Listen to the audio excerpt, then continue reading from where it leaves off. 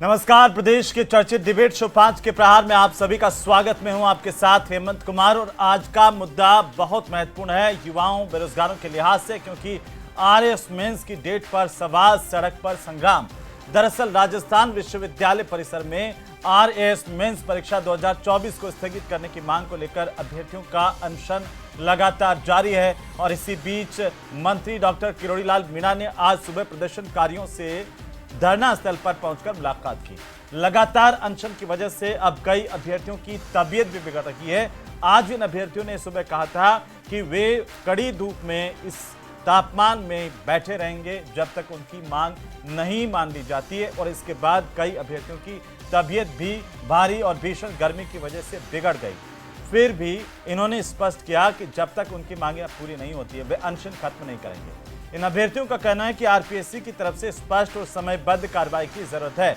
अभ्यर्थियों की मांग है कि 17-18 जून को प्रस्तावित आरएएस मुख्य परीक्षा की तारीख को कम से कम 3 महीने आगे बढ़ाया जाए। इसके पीछे उनके अपने तर्क हैं, तो कुछ लोग इसके विरोध में भी है और ये कह रहे हैं कि जब आरपीएससी की तरफ से कैलेंडर जारी किया हुआ है तो उसी कैलेंडर के हिसाब से परीक्षाएं क्यों नहीं होनी चाहिए। दोनों के अपने अपने तर्क हैं और इसी बीच इन अभ्यर्थियों का कहना है जो लगातार ये मांग कर रहे हैं कि आरएएस परीक्षा 2024 मेंस को आगे बढ़ाया जाए। उनका कहना है कि उन्हें तैयारी के लिए पर्याप्त वक्त नहीं मिल पाया। पिछली आरएएस परीक्षा का अंतिम परिणाम अभी तक घोषित नहीं हुआ है और अभी इंटरव्यू चल रहे हैं। तो दूसरी तरफ राजनीतिक तौर पर सियासी गलियारों में नेता भी सक्रिय हो गए हैं। पीसीसी चीफ गोविंद सिंह डोटासरा ने कहा कि आरएएस 2024 परीक्षा की तारीख के मामले में सरकार की ओर से अनिर्णय और असमंजस की स्थितियां हैं, जबकि परीक्षा में सिर्फ 4 दिन बचे हैं। इधर बीजेपी ने कहा कि सरकार युवाओं के हितों पर कुठाराघात नहीं होने देगी। ये नहीं बताया कि कैसे नहीं होने देगी, लेकिन सवाल ये कि आखिरकार परीक्षा को लेकर के अभी भी स्थिति साफ क्यों नहीं है, जब इस परीक्षा में महज चंद दिन बाकी बचे हुए हैं। आज इसी पर हम चर्चा करेंगे। पहले ही रिपोर्ट देखिए।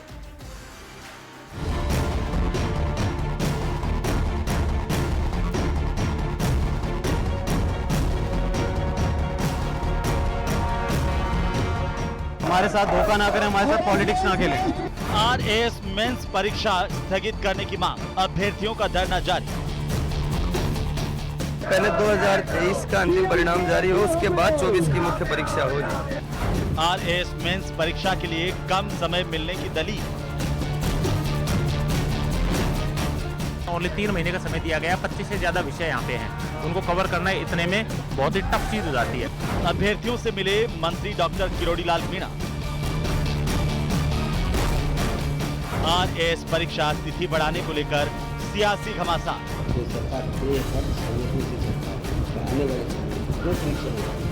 बिल्कुल न्यायप्रिय होगी, ईमानदारी के साथ होगी, किसी प्रकार की कोई गड़बड़ भ्रष्टाचार पेपर लीक जैसे मुद्दे नहीं होंगे। पीसीसी चीफ का सवाल, सरकार में अनिर्णय और असमंजस की स्थिति क्यों?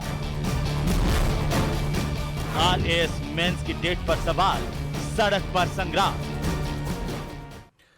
तो आखिरकार परीक्षा के एन मौके पर भी किसी तरह का कोई निर्णय नहीं हो पाना इन अभ्यर्थियों के लिए चिंता का विषय है और इसे लेकर के अब ये कड़ी जो है धूप में लगातार प्रदर्शन कर रहे हैं। लेकिन क्या वाकई सरकार सुन रही है तो फैसला क्यों नहीं हो पा रहा, इस पर भी आज हम बात करेंगे। हमारे साथ खास मेहमान इस चर्चा के लिए, सबसे पहले परिचय करवा दूं, हमारे साथ भारतीय जनता पार्टी के प्रवक्ता सुरेश गारग जुड़ चुके हैं और साथ ही हमारे साथ कांग्रेस पार्टी के प्रवक्ता नितिन सारस्वत हैं और हमारे साथ में रुद्र प्रताप सिंह हैं, आरएएस के अभ्यर्थी जुड़ चुके हैं और हमारे साथ में स्टूडेंट एक्टिविस्ट के तौर पर काम करने वाले लक्ष्य प्रताप भी जुड़ चुके हैं। आप सभी का बहुत स्वागत है।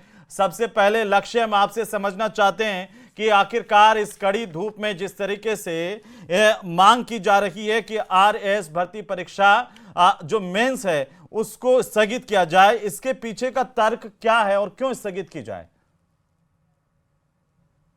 साहब, ये इस बार केवल मेंस के स्थगन की बात नहीं है, ये बात है कि 2012 से लगातार 2025 तक जब मैंने अपनी आंखों से देखे हैं तो लगातार हर मुख्य परीक्षा के बाद में कोई ना कोई आंदोलन होता है।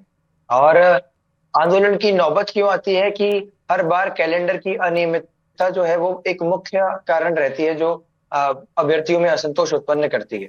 इस बार भी अगर आप देखेंगे तो अनियमित कैलेंडर जो है, पहले 2023 की इन्होंने भर्ती की प्रक्रिया है उसको पूरा नहीं किया, उसको कंप्लीट करने से पहले ही 2024 की ये मुख्य परीक्षा का आयोजन करवा रहे हैं।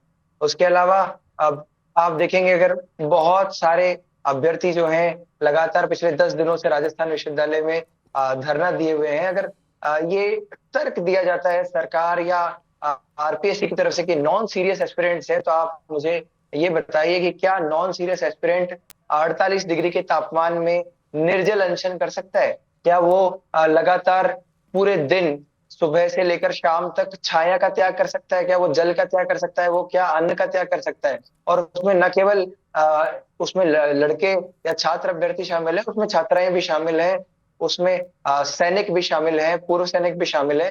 तो ये इतने लंबे संघर्ष को अगर देखा जाए तो उससे पता चलता है कि कितने जेन्युइन, कितने मेहनती अभ्यर्थी वहां पर लगातार ये प्रोटेस्ट कर रहे हैं और सरकार से आस लगाए बैठे हैं कि सरकार उनकी मांग सुनेगी। आपने लगातार ज्ञापन भी दिए हैं, उप मुख्यमंत्री को भी ज्ञापन दिया, उनसे भी आपने मुलाकात की, विधायकों को भी ज्ञापन दिया, कोई जवाब आया? किसी ने कोई आश्वासन दिया? खुद आज कैबिनेट मंत्री डॉक्टर किरोड़ीलाल मीणा भी पहुंचे थे लक्ष्य।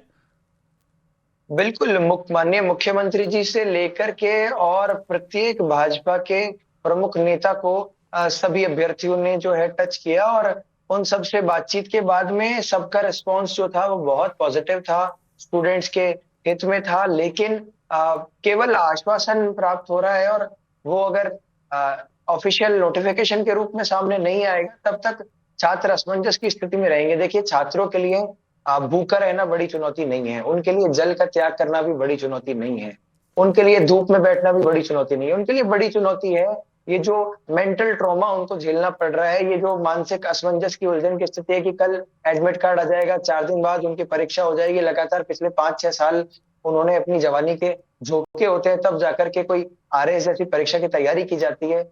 30-30 सब्जेक्ट इसके अंदर होते हैं, उसको पढ़ने के लिए भी एक लंबा समय लगा होता है। कई लोगों के आखिरी अटेम्प्ट होंगे, कुछ के जिनके पहले अटेम्प्ट होंगे उनको भी पर्याप्त समय नहीं मिल पाया होगा। तो ये जो और जब ऐसी क्या सरकार जिसके अंदर 2 डिप्टी सीएम है, दोनों ही समर्थन कर दें और एक बार 2 बार नहीं, लगातार 10 बार 20 बार कह दे पार्टी का प्रदेश अध्यक्ष, सत्ताधारी पार्टी का ये कह दे, तो फिर मेरे ख्याल से ठीक है, विश्वास उठता है युवाओं को। जी रुद्र प्रताप जी, आपका क्या मानना है इस परीक्षा को लेकर के जो लगातार आंदोलन कर रहे हैं अभ्यर्थी? जी सर, बहुत सी कारण है, उस कारण विद्यार्थी सड़क पे उतरे हैं। कई है, जैसे 2023 का जो भर्ती प्रक्रिया है वो अभी पूरी नहीं हुई है, पदों पे जो दोहराव हो रहा है, क्योंकि नए विद्यार्थी को मौका नहीं मिल पाएगा, क्योंकि पुरानों को वापस वो आ जाएंगे चयन होके। 2023 की मेंस की कॉपी अभी तक नहीं मिली है विद्यार्थियों को, तो मूल्यांकन नहीं कर पाएंगे वो जी। इसके अलावा ऑपरेशन सिंदूर, कई भारतीय सैनिक अपने साथी है, उन्होंने छुट्टी नहीं मिल पाई, 1000 तक अपने पास वो उनकी जो एप्लीकेशन पड़ी है हमारे पास। तो एक और तो बीजेपी तिरंगा यात्राएं निकाली जा रही है, देश में जश्न मनाया जा रहा है, जो भी है। एक और ऐसे 1000 भारतीय सैनिकों को बाहर कर दिया जा रहा है आरपीएससी के द्वारा। तो ऐसे बहुत से कारण है सर। 2012 से लेकर 2025 तक कभी 3 महीना, कभी 6 महीने, कभी 8 महीना, कभी 10 महीना टाइम मिला है, लेकिन मात्र अब की बार 3.5 महीना का टाइम दिया गया है, जो कि गलत है सर। आप ये चाहते हैं कि ये आगे बढ़ जाए, स्थगित हो जाए परीक्षा? कितने दिन चाहते हैं कि आगे बढ़े? सर, आगे बढ़ने का मतलब ये है कि पहले 2023 की भर्ती पूरी हो, उसका परिणाम आए, उसके बाद ये हो, कभी करवा लो पेपर। जी जी जी, उसके बाद होनी चाहिए। ठीक है जी, बिल्कुल। और हमारे साथ में प्रोफेसर पीके दशोरा साहब भी जुड़ चुके हैं, पूर्व आरपीएससी के सदस्य हैं। दशोरा साहब, आपका भी बहुत स्वागत है। मैं आता हूं आपके पास में। पहले नितिन सारस्वत आपसे कि गोविंद सिंह डोटासरा ने कहा कि ये सरकार जो है असमंजस की स्थिति में है, युवाओं को लेकर, ऐसा क्यों लगता है? बोलिए। तो मैं ये कहना ऑपरेशन सिंदूर के टाइम पे हमने पार्टी से हटके सारी बातें की हैं, तो ये भी मुद्दा उस ऑपरेशन सिंदूर से कहीं ना कहीं जुड़ा हुआ है, तो इसमें भी हम पार्टी से उठ के बातें करते हैं। मैं आपको पहले 2 मिनट में सारा समराइज करना चाहता हूँ। सबसे पहले आज ये मांग क्यों उठ रही है, केवल मैं इस मेंस की बात करता हूँ। इसमें कम से कम 1000 जो हमारे क्या नाम से ऑपरेशन सिंदूर के कारण जो सैनिक हैं जिनको छुट्टियां नहीं मिली और उन्होंने सब कुछ बिना सोचे उन छुट्टी को कैंसिल करके सरहद पे चले गए थे, उनको सीधे सीधे एलिमिनेट किया जा रहा है, सीधे सीधे, उनका कोई सुनवाई नहीं हो रही है। उसके अलावा 300 सीट, क्योंकि लगातार पहली वाली वैकेंसी चल रही है और ये वाली चल रही है, तो 300 सीट का दौराव होगा और उसके अंदर सोचिए आप 300 सीट, वो भी स्टेट सर्विस के, अगर वो खराब होंगे, सोचिए राजनेता एक एक चुनाव के लिए, एक एक सीट के लिए अपना सब कुछ दांव पे लगा देते हैं, और अगर राजनीति में पता चलता है ना कि उस दिन त्योहार है और वोटिंग नहीं हो पाएगी तो उस डेट को भी आगे खिसका देते हैं। यहाँ अभ्यर्थी केवल आरएस मेंस को आगे बढ़ाने की बात कर रहे हैं, लेकिन उसको नहीं सुना जा रहा। तीसरा, भाई एक आदमी को होता है कि बराबर फेयर चांस मिलना चाहिए, जब एक इंटरव्यू भी दे रहा है, एक मेंस भी दे रहा है, बराबर चांस कैसे मिलेगा, दोनों प्रक्रियाओं में उलझा हुआ है। तो तीसरी बात यह है। चौथी बात यह है कि जब ये मांगे सारी जायज थी और डिप्टी सीएम ने केवल वैसे आश्वासन नहीं, लिखित आश्वासन दिया, 60 विधायक ने, 10 मंत्रियों ने लिखित आश्वासन दिया। उसके अलावा मदन राठौड़ जी ने बाकायदा सार्वजनिक रूप से, तमाम वीडियो मौजूद है, उन्होंने कहा कि आपकी मांग जायज है, मैंने मुख्यमंत्री से उच्च स्तर पे बात कर ली है और आपको 1 या 2 दिन में, और उन्होंने पूरी प्रोसेस समझाई कि आपका इसलिए अभी नहीं हो रहा क्योंकि इसके लिए आरपीएससी अध्यक्ष चाहिए, हमको ये चाहिए, और उसके बाद में आपका नोटिफिकेशन आ जाएगा। तो ये समझिए कि अगर ये चीज नहीं होती है तो एक आज राजनीतिक जो जिम्मेदार पद पे बैठे हुए हैं, आज बीजेपी अध्यक्ष का चाहे जो डिप्टी सीएम है, उनका पद क्या है, उनका वो समन्वय करने का काम। आज बीजेपी प्रेसिडेंट जनता के बीच में, संगठन के बीच में, सरकार के बीच में समन्वय का काम करते हैं, वो खुद राज्यसभा सांसद है। अगर उनकी बात की कोई साख नहीं होगी तो आप बताइए, अगर 2 डिप्टी सीएम, तमाम विधायकों की, मंत्रियों की बात की साख नहीं होगी तो इस क्या नाम से इस सरकार में किसकी बात की साख होगी। और एक बात कही जा रही है कि पेपर छप गए। मैं कह रहा हूं कि अगर मान लीजिए 2 मियां बीवी राजी नहीं है, आपने कार्ड जबरदस्ती उनकी शादी करने के लिए छपवा दिए, अब कह रहे हैं कि कार्ड छप गए तो बांटने जरूरी है। अरे ऐसे क्या बांटने जरूरी है, बाद में बढ़ जाएंगे जब सब राजी होंगे। अगर 3 महीने फेयर चांस के लिए दोहरा चयन अगर ना हो, इसके लिए जो ऑपरेशन सिंदूर में हमारे जो सैनिक है, अगर उनको फेयर चांस दिया जाए और इसके लिए अगर 3 महीने हो जाए, मैं कह रहा हूं सारी मांगे एक तरफ हो जाए। अगर केवल उन सैनिकों की जिन्होंने देश के लिए 1 मिनट भी नहीं सोचा, अगर केवल उनकी सोच की अगर आरपीएससी सोच लेती तो 1 मिनट लगती सरकार को चयन करने के लिए। आप एक तरफ तो उन सैनिकों की शौर्यता की, उनकी साहस की तमाम कहानियां कह रहे हो, और दूसरी तरफ आज उनको बढ़ने के लिए छोड़ दिया। और मैं ये कह रहा हूं कि केवल वही नहीं, अगर एक बार मदन राठौड़ जी आके पब्लिकली, आपने वो तमाम वीडियो सुने होंगे, उन्होंने अगर आके कह दिया तो क्या वो सरकार का स्टैंड नहीं था?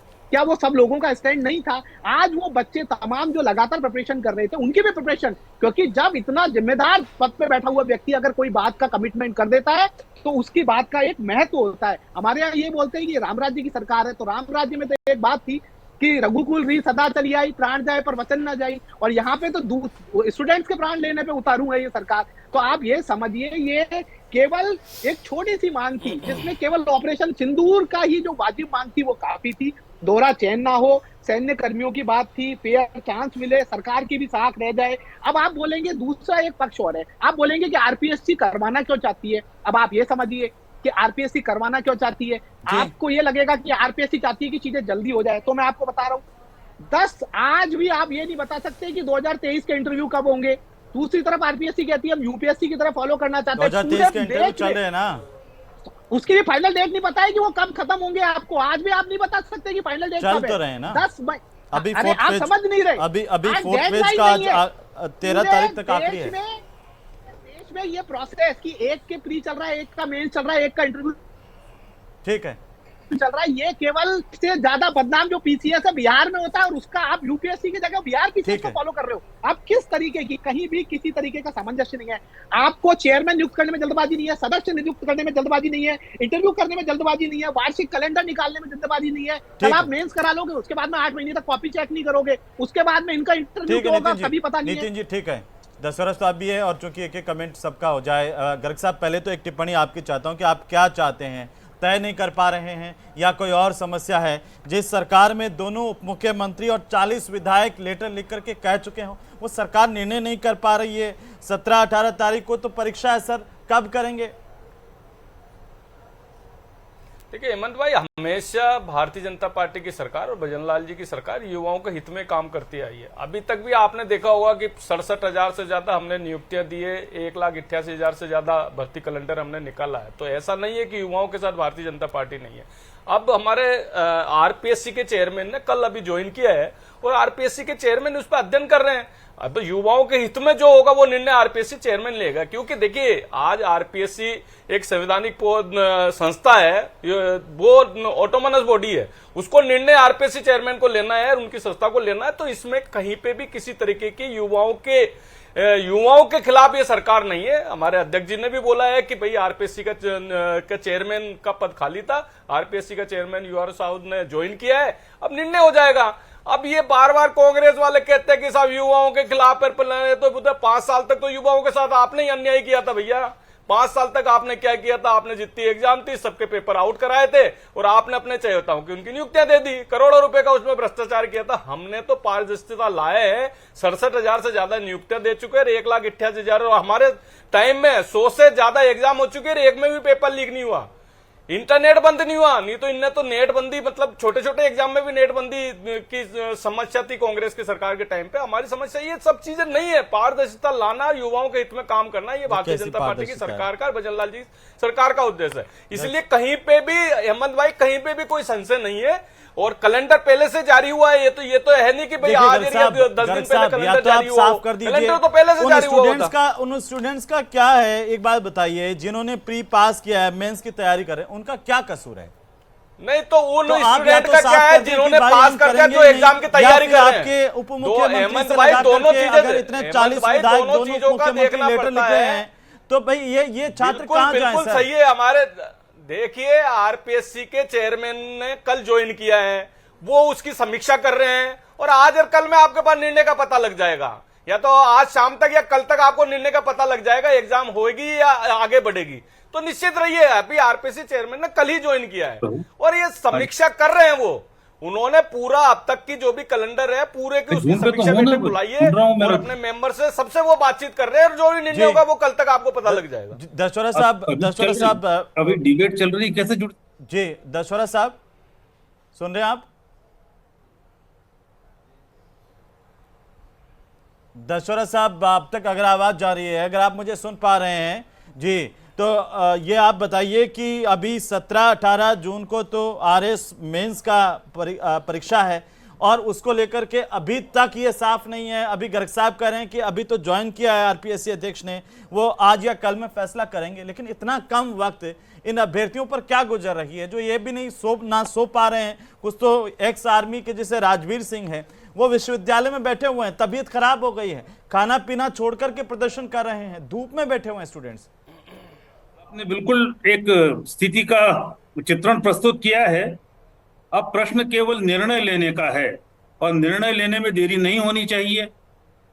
इसमें मेरा ये व्यक्तिगत मानना है कि इसको स्थगित करने में कहीं कोई नुकसान नहीं है, कहीं कोई हानि नहीं है, क्योंकि इससे आरपीएससी की साख बचती है, विद्यार्थियों का, कैंडिडेट्स का विश्वास जीता जाता है और एक बहुत ही ऐसा लचीला तर्क दिया जाता है कि आर्थिक नुकसान होगा। तो मुझे बताया कि आर्थिक नुकसान होगा कहां पर?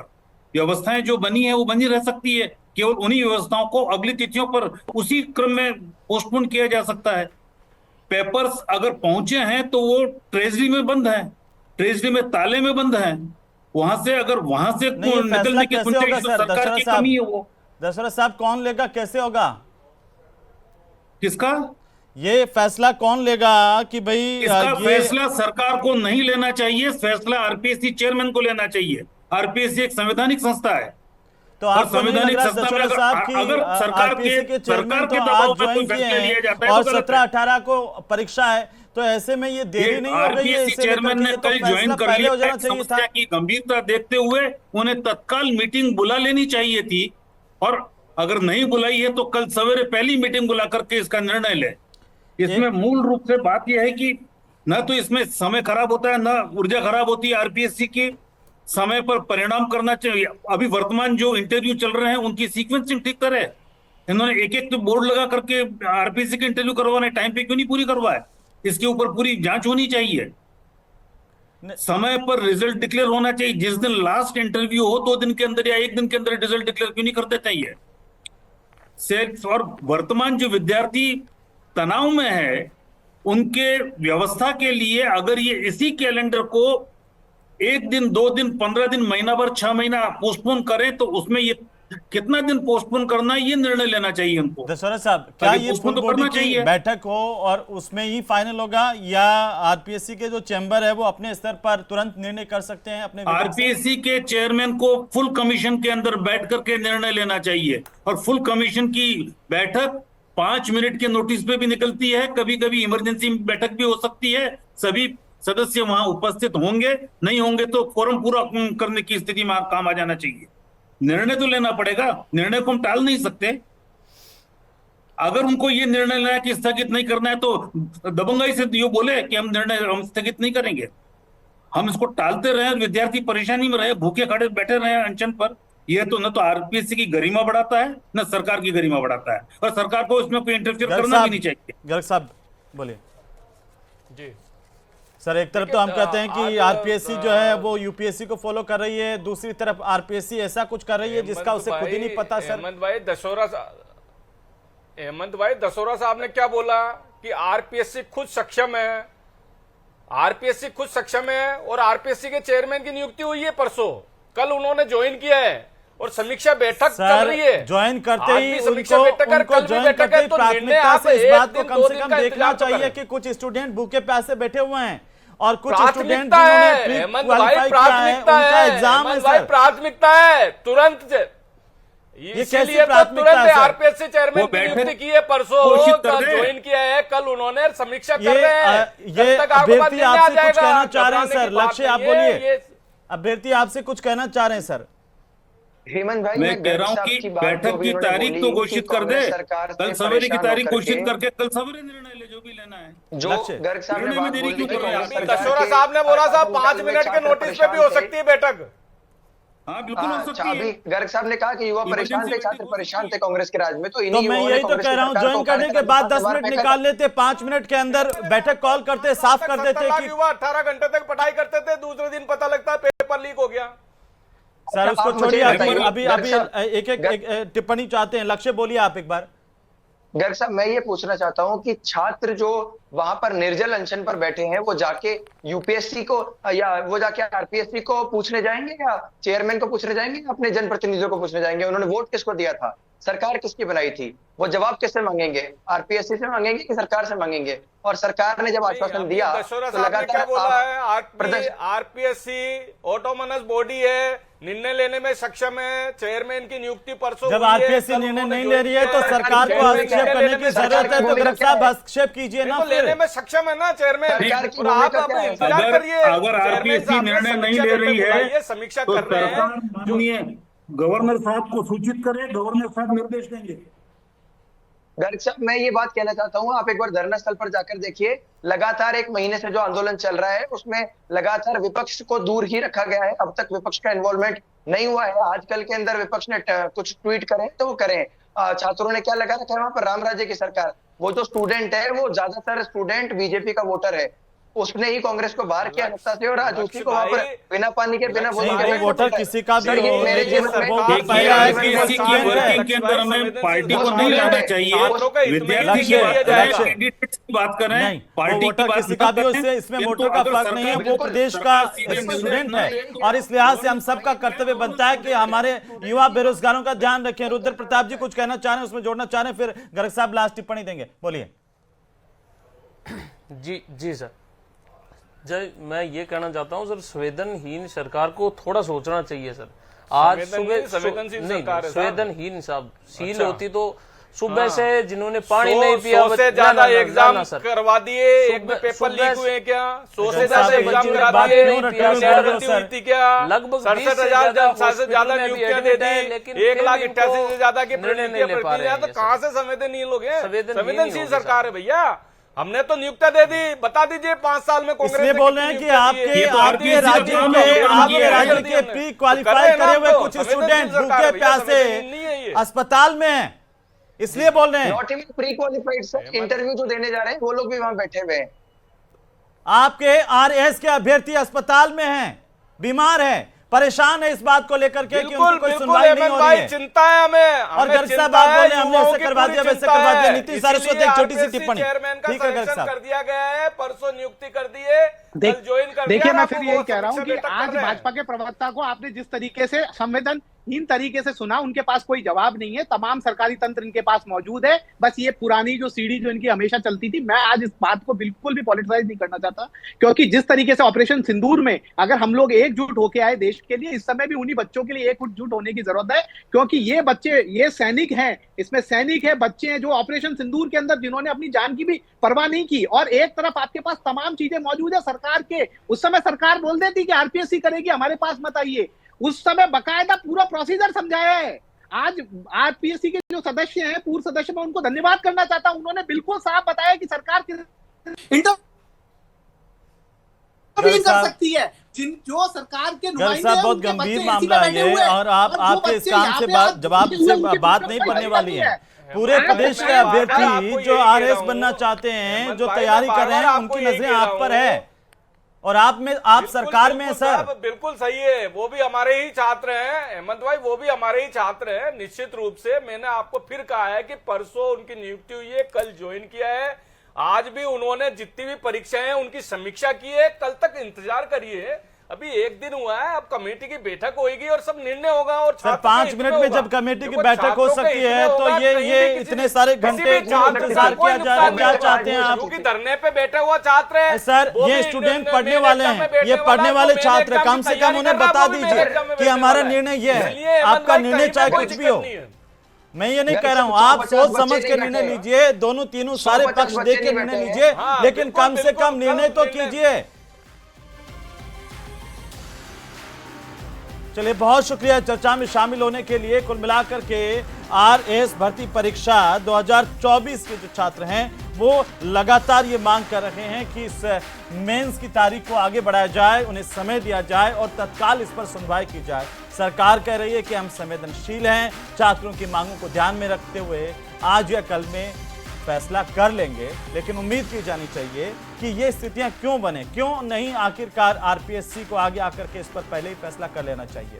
नमस्कार।